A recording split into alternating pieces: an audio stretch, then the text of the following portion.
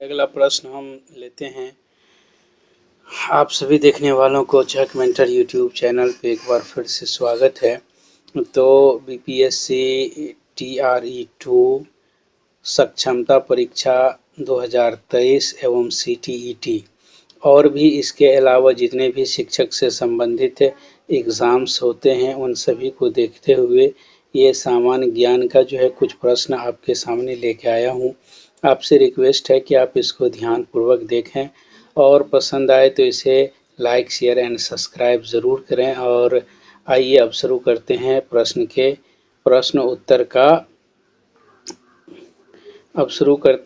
उत्तर।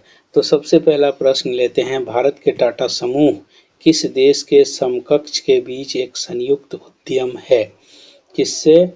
अब आपको देखना है भारत के टाटा समूह और किस देश के समक्ष के बीच एक संयुक्त उद्यम है।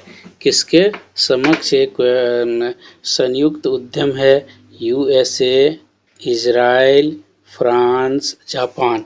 फिर देखिए किसके साथ, आपको पता होगा कि कुछ दिन पहले जो है वो USA के साथ इन्होंने अपना कोलैबोरेशन किया था, तो इसीलिए इसका उत्तर हो जाएगा ए। चलते हम अगला प्रश्न पे।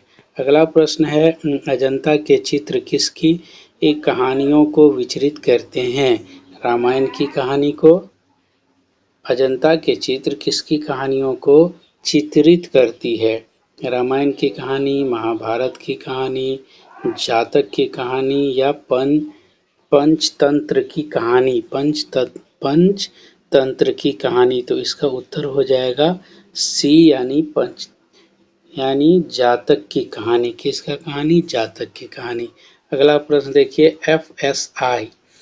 FSI 2021 के अनुसार निम्नलिखित में से किस क्षेत्रफल के हिसाब से देश का सबसे बड़ा वन क्षेत्र है? FSI 2021 के अनुसार निम्नलिखित में से किस क्षेत्र के हिसाब से देश का सबसे बड़ा वन क्षेत्र है? क्या क्या हो जाएगा इसका? मध्य प्रदेश, गुजरात, कर्नाटक, आंध्र प्रदेश। क्या होगा? FSI 2021 के अनुसार निम्नलिखित में से किस क्षेत्र के हिसाब से देश का सबसे बड़ा वन क्षेत्र है? तो इसका आंसर हो जाएगा ए यानी मध्य प्रदेश। अगला प्रश्न देखते हैं। अहोम जनजातियां कहाँ से प्रवासित हुई हैं? अहोम जनजातियां कहाँ से प्रवासित हुई है? श्रीलंका से, अफगानिस्तान से, म्यांमार होना चाहिए यहाँ, म्यांमार से, ईरान से। तो इसका उत्तर हो जाएगा सी यानी कि म्यांमार से ये प्रवासित हुई है। अगला प्रश्न देखिए। निम्नलिखित में कौन सी पहली भारतीय महिला थी जो अंतरिक्ष में गई थी? बहुत ही अच्छा, बहुत ही फेमस ये है। अब इसका आपको जवाब देनी है। सबसे पहला, अब देखिए मैं आपको बता दूं, सुनीता विलियम गई है या नहीं आपको पता होनी चाहिए।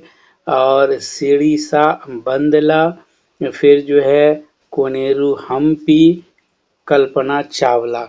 तो अब ये दो ऑप्शन है, इसमें से एक सही उत्तर होगा। अब आप बताइए हमको। इसका उत्तर हो जाएगा डी। कौन हो जाएगा? डी यानी कल्पना चावला सबसे पहले जो है अंतरिक्ष में गई थी। निम्नलिखित कभी कार्यवाहक राष्ट्रपति में से कौन नहीं बना? निम्नलिखित कभी कार्यवाहक राष्ट्रपति इनमें से कौन नहीं बना था? वीवी गिरी, जाकिर हुसैन, बीडी जत्ती, एम हिदायतुल्लाह। कार्यवाही राष्ट्रपति नहीं बना था। इसका आंसर हो जाएगा बी यानी कि जाकिर हुसैन। अगला प्रश्न।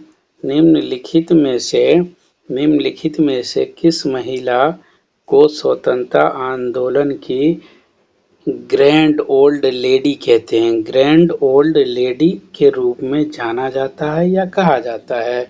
किसको? सरोजिनी नायडू, सुचेता कृपलानी और एनी बेसेंट। एनी बेसेंट जो है राष्ट्रीय कांग्रेस से संबंधित है। सरोजिनी नायडू को आप जान रहे हैं। सुचेता तो फिर कौन बचेगा? अरुणा आसिफ अली। इसलिए इसका उत्तर हो जाएगा आपको सी। अगला प्रश्न देखते हैं। अमजद अली खान निम्नलिखित में से किस वाद्य यंत्र से संबंधित है? कौन? अमजद अली खान। अगर बिस्मिल्लाह खान होता तो दूसरा होता, कौन है? अमजद अली खान है। तो इसका क्या आंसर होगा? गिटार है, वीणा है, सितार है, सरोद है। तो ये जो है संबंधित है आपको डी यानी के सरोद से। इसका उत्तर हो गया डी। अगला प्रश्न लेते हैं। यामिनी कृष्णमूर्ति निपुण प्रतिपादक हैं किस चीज के? यामिनी कृष्णमूर्ति निपुण प्रतिपादक है कथक की या फिर जो है भरतनाट्यम की, ओडिसी की, इनमें से कोई नहीं। इसका उत्तर हो जाएगा बी। किस चीज की? भरतनाट्यम की। किसकी? भरतनाट्यम की। चलिए अगला जो है हम लेते हैं प्रश्न। रिक्त स्थान यानी खाली स्थान को लोकप्रिय रूप में फ्लाइंग सिख के नाम से जाना जाता है। किसको? फ्लाइंग सिख के नाम से जाना जाता है। किसको? मनिंदर सिंह, युवराज सिंह, संदीप सिंह और मिल्खा सिंह। तो आप क्या कहेंगे? मिल्खा सिंह को। किसको जाना जाता है? मिल्खा सिंह को। चलिए अगला प्रश्न। निम्नलिखित में से कौन सा अधिनियम भूमि और अन्य संसाधनों पर जंगल में रहने वाले समुदाय के अधिकारों से संबंधित है? भारतीय वन अधिनियम 1927, वन अधिकार अधिनियम FRA 2006, भारतीय वन संशोधन अधिनियम 2019, इनमें से कोई नहीं। तो ये इसका उत्तर हो जाएगा बी यानी कि वन अधिकार अधिनियम 2006। क्या हो जाएगा इसका आंसर? बी हो जाएगा। चलिए हम अगला प्रश्न लेते हैं। ओजोन परत की रक्षा के लिए निम्नलिखित में से कौन सा सम्मेलन है? कौन सा सम्मेलन है? बेसन। ओजोन परत की रक्षा के लिए निम्नलिखित में कौन सा सम्मेलन है? तो क्या है? बेसल सम्मेलन, फिर बॉन सम्मेलन, फिर वियना सम्मेलन, इनमें से कोई नहीं। क्या है? ओजोन परत की रक्षा के लिए। तो इसका आंसर क्या होगा? सी होगा यानी कि वियना सम्मेलन। अगला प्रश्न लेते हैं। इनमें से किस गैस को सरकार द्वारा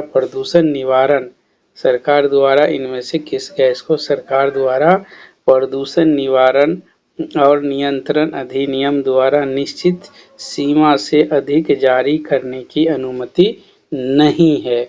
क्या हो जाएगा? Sulphur dioxide. ये इसका जो है आपको ज्यादा अनुमति नहीं है। इसका आंसर हो जाएगा ये। चलिए अगला प्रश्न देखते हैं हम। जलवायु परिवर्तन का वनों पर क्या प्रभाव पड़ता है? जलवायु परिवर्तन का वनों पर क्या प्रभाव पड़ रहा है? क्या जैव विविधता में वृद्धि हो रही है? उत्पादकता में वृद्धि हो रही है? कार्बन पृथक्करण में वृद्धि हो रही है? जंगल की आग और कीट के प्रकोप में वृद्धि? तो इसका क्या हो जाएगा? डी इसका उत्तर हो जाएगा डी। क्या हो जाएगा? डी। जंगल की आग और कीट के प्रकोप में वृद्धि। अगला प्रश्न।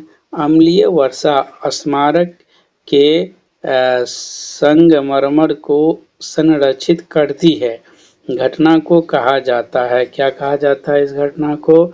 संगमरमर वृद्धि कहा जाता है, संगमरमर विकास कहा जाता है, संगमरमर कैंसर कहा जाता है, संगमरमर अनियमितता। अम्लीय वर्षा स्मारक के संगमरमर को संक्षारित करती है। इस घटना को क्या जाता है? संगमरमर कैंसर कहा जाता है। क्या कहा जाता है? संगमरमर कैंसर कहा जाता है। अगला प्रश्न लेते हैं हम। निम्नलिखित में कौन सा यूनेस्को सूची के अनुसार निम्नलिखित में कौन सा यूनेस्को इस सूची के अनुसार एक विरासत स्थल नहीं है? केवलादेव राष्ट्रीय उद्यान, जयपुर शहर, जंतर मंतर, बीकानेर का किला। किसके द्वारा? यूनेस्को द्वारा सूची के अनुसार एक विरासत स्थल नहीं है। इसका आंसर हो जाएगा डी यानी कि बीकानेर का किला। अगला प्रश्न लेते हैं हम। निम्नलिखित में कौन सी नदी बंगाल की खाड़ी में गिरती है? कौन सी नदी बंगाल की खाड़ी में गिरती है? घग्गर नदी, लूनी नदी, माही नदी, चंबल नदी। बताइए सोच के क्या होगा इसका। घग्गर नदी, लूनी नदी, माही नदी, चंबल नदी।